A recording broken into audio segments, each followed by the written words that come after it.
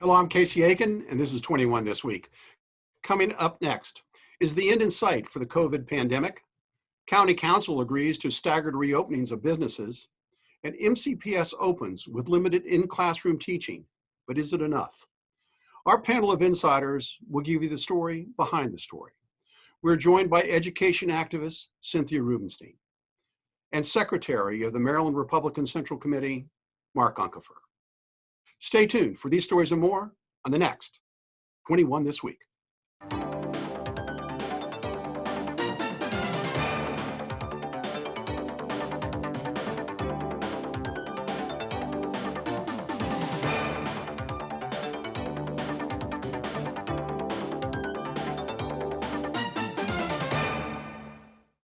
After living with the COVID-19 imposed restrictions for a year, the pent-up frustration in Maryland and around the country is palpable, particularly now that vaccines are becoming available. In the Maryland General Assembly, State Senator James Rosapi chastised Health Secretary Dennis Schrader by saying, if we don't get our act together now, we're not going to get our act together later. Mark, one can understand Senator Rosapi's comments because there were certainly some rollout problems in the beginning. But is that fair now? Well, yes and no. Maryland is roughly on track with where the rest of the United States is in terms of first dose and second dose.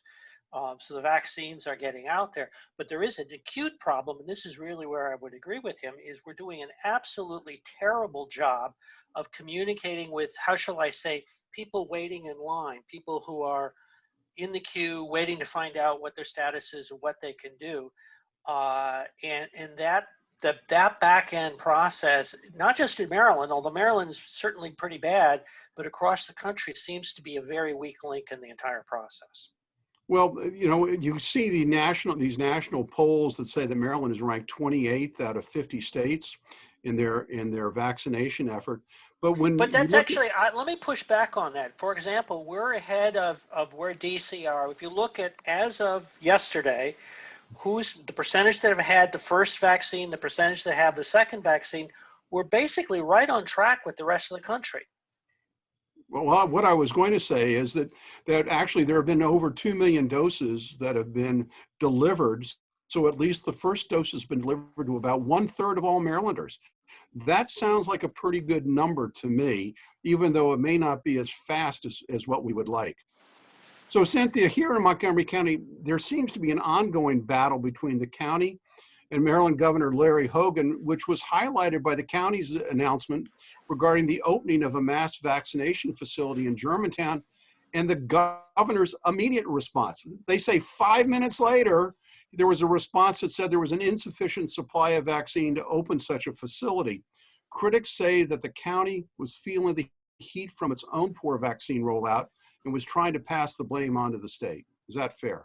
No, it's not fair. I mean, Montgomery County has been extremely efficient at administering vaccines based on their supply. And I agree with the county council and the other leaders who have been pushing the governor and leaning in on getting a mass vaccination site. We have a very large population, and we have a very large population of folks who are extremely vulnerable and at risk and exposed.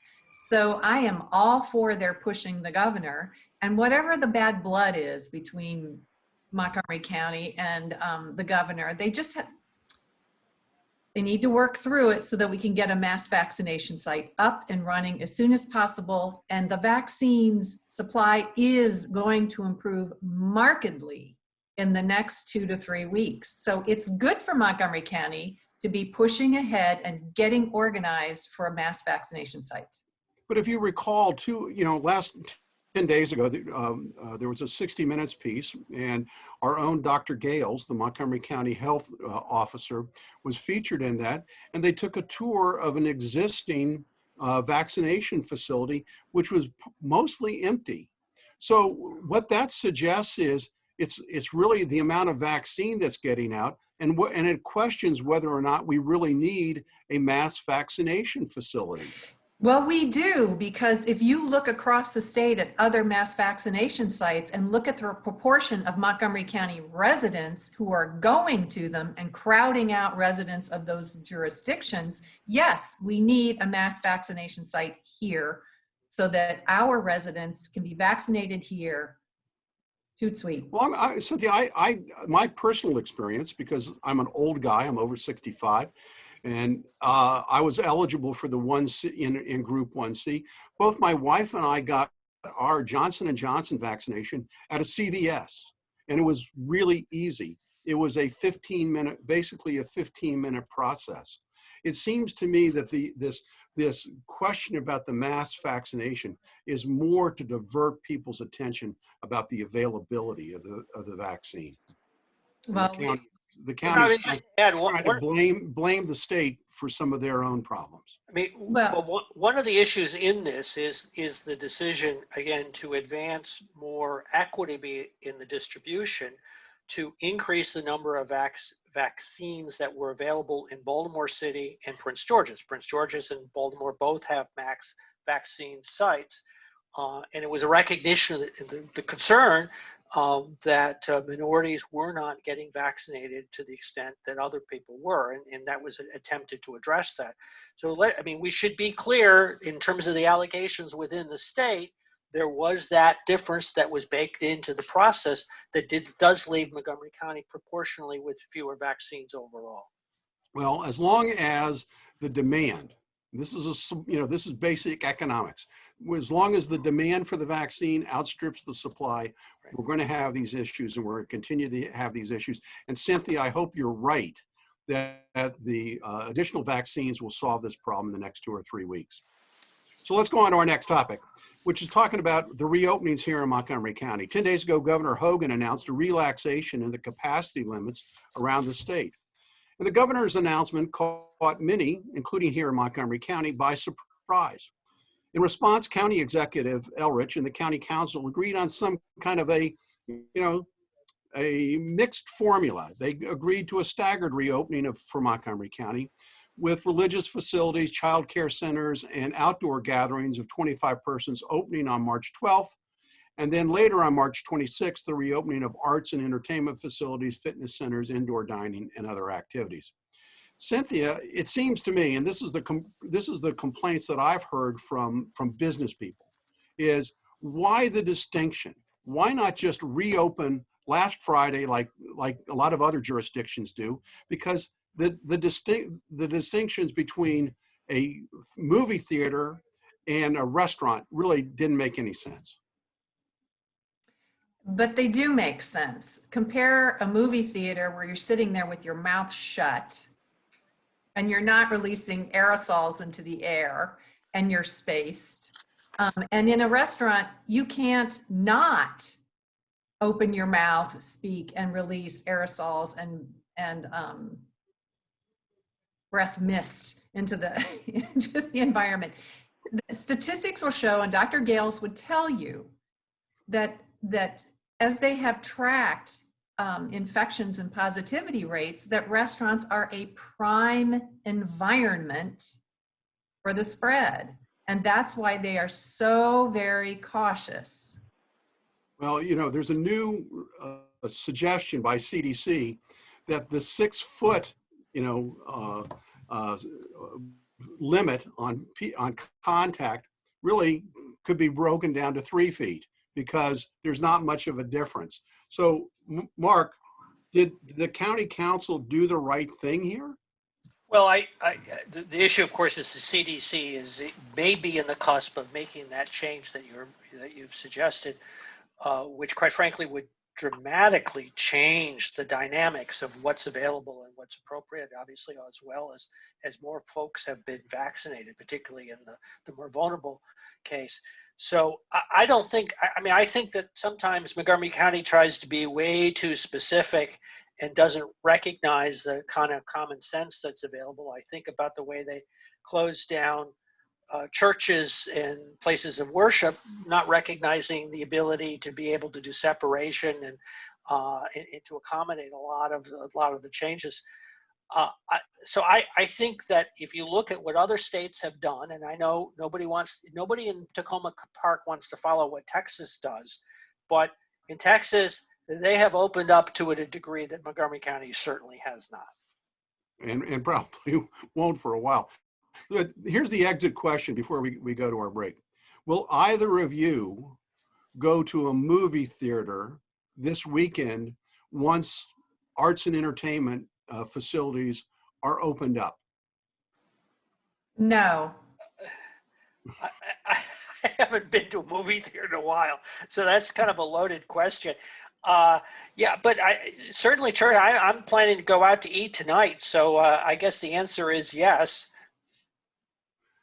Is it in Maryland or in Virginia? In Maryland, yeah, in Maryland. Maryland? Okay, we want to have that distinction because Yep. I've been known to slip across the river to enjoy indoor dining in Tyson's Corner occasionally, just occasionally.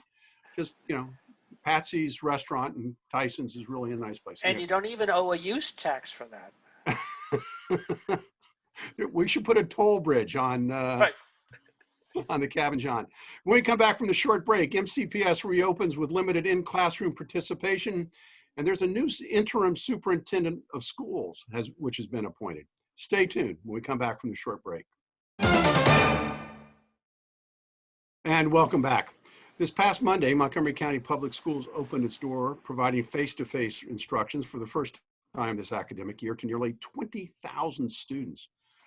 Cynthia, Kevin Doherty, a spokesman for Together Again MCPS, said that it's great that K-3 is back today, but we can't get distracted by how great today is when we realize that 70% of the school system is still held hostage to their computer screens.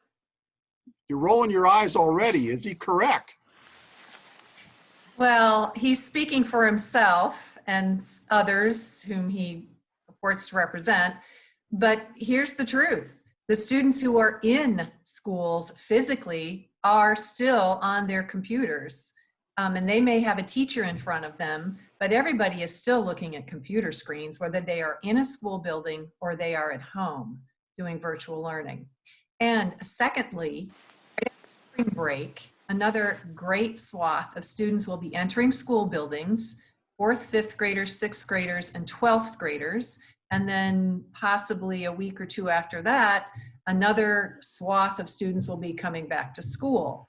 But I take issue with the held hostage to their computer screens, because all students are going to be hostage to their computer screens until we control COVID.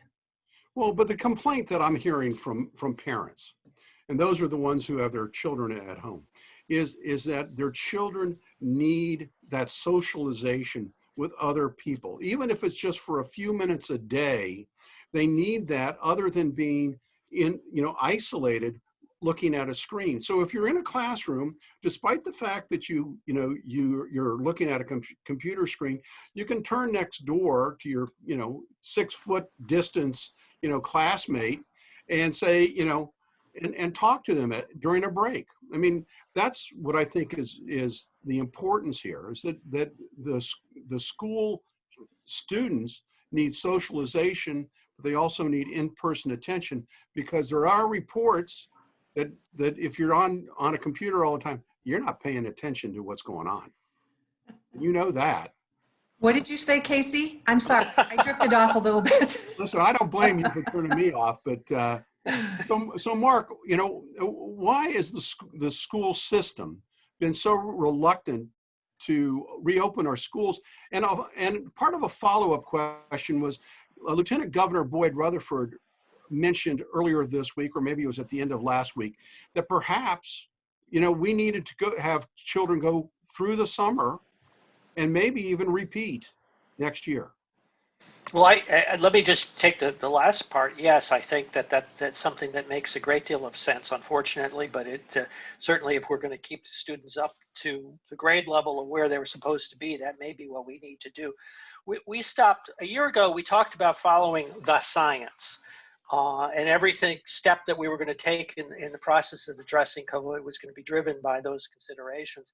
We stopped following the science when we did this across the board shutdown of the schools. It's possible to open schools, particularly targeted younger classes, grades, as we've done in Montgomery County, to start up again. It has not been necessary to close things down to the extent that we have. We could have done more prioritizing. Many other school systems have been open in the country. What instead of the science we followed is we followed the politics, and the politics was a very strong teachers union that said we're not going to go back. But we have, don't you agree that safety is an issue here?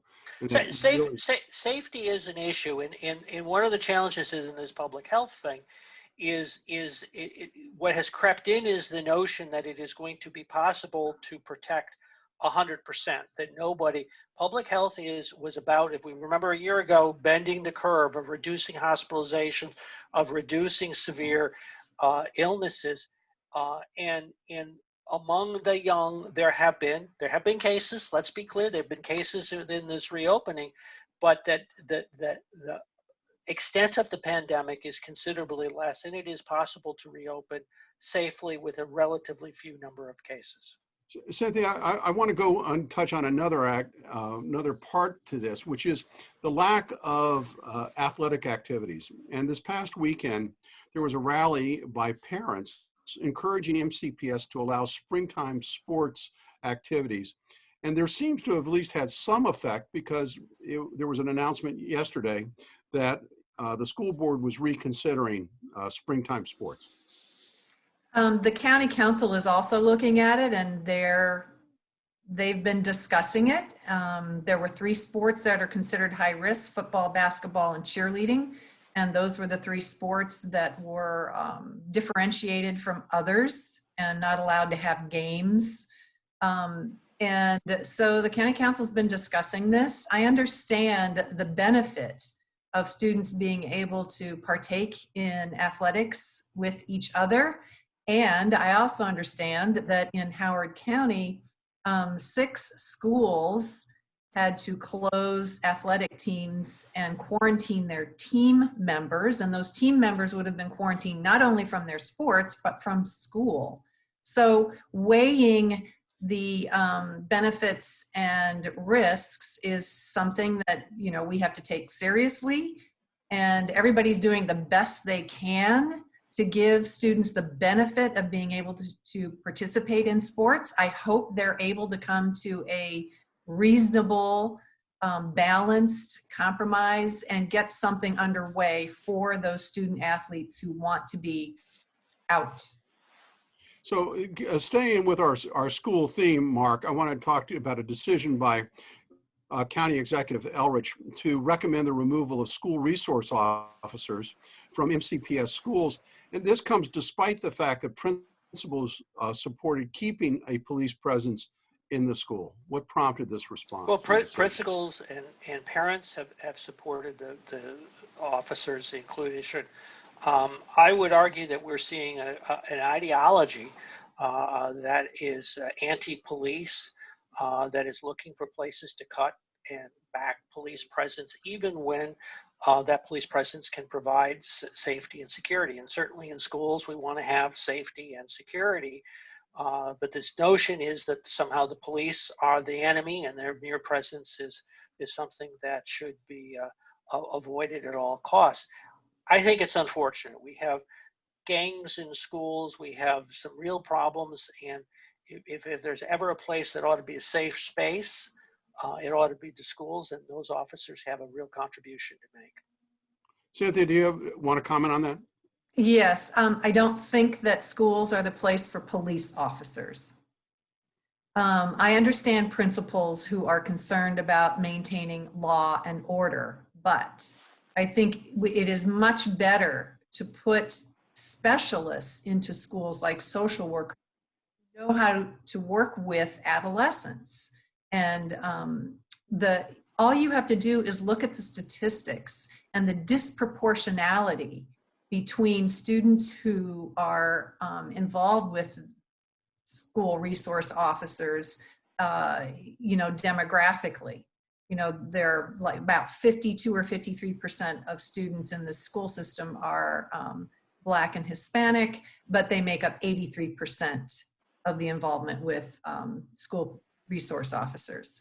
I think a better solution is to increase budgets for social workers who know how to be proactive with students in the schools, and police officers should be out in the community and called in only if absolutely necessary. So Cynthia, we have about 30 seconds left, and I wanted to ask you about the new acting superintendent of schools, deputy school superintendent, Munifa McKnight. What can you tell us about her, and very quickly? Well, she's an MCPS veteran, even though her last job before she came back to Montgomery County was in Howard County. She started out as a classroom teacher and was a staff development teacher and assistant principal. She was the 2015 Maryland Middle School Principal of the Year. She was brought on in 2019 as deputy superintendent, and she is exactly the right person at the right time to transition from our current superintendent who's retiring. Thank you, Cynthia. We're gonna have to end it here. Stay tuned for parting shots when we come back from the short break.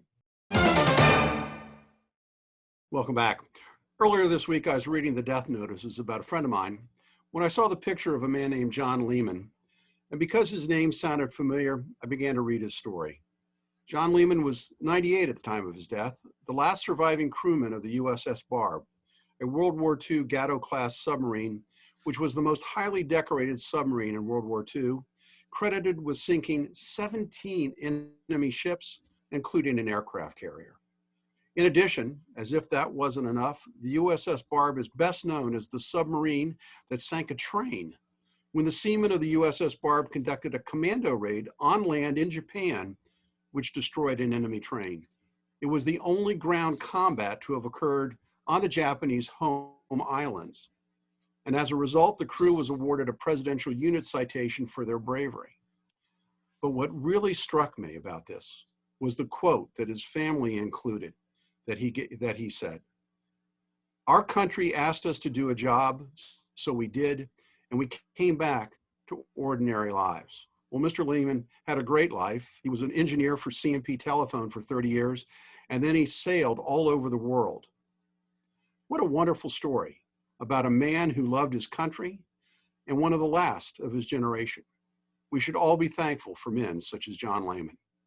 Now with parting shots, Mark Uncapher. Casey, regrettably, we are losing so many members of that greatest generation, and each time that happens, I think we're all diminished by it. In the legislature this year, competing bills are moving forward on public safety. The Senate has a bill, or has bills that are generally far more bipartisan, that have been worked out, for which there is a consensus, whereas the House of Delegates has taken a much more extreme view and has a number of provisions that would make public safety that much less secure in our state. I would encourage us all to listen. If there's one thing we can agree on, it ought to be the notion that if you steal a gun, that's a felony. Thank you, Mark. Cynthia Rubenstein, your parting shot. Okay, well, it's Women's History Month, and I want to talk about the 2022 election and the county council. We currently have 9 county council members. We have 1 woman on the council, and she will be stepping off because of term limits. So I want women and men to be pushing women forward for 2022 for the county council. We have opportunities in the at-large race and also district races, and we will have 2 more seats on the county council. I would like to see at least 4 new women on the county council in 2022. And you know, Cynthia, that's a great segue, because not next week, but in 2 weeks when we come back in April, after the Easter break, we're going to have the chairman of the commission, redistricting commission, on 21 this week as a special guest. I want to thank all of you for being here today. I also want to thank the viewers for tuning in each and every week to Montgomery County's hardest hitting political talk show. For 21 this week, I'm Casey Aiken.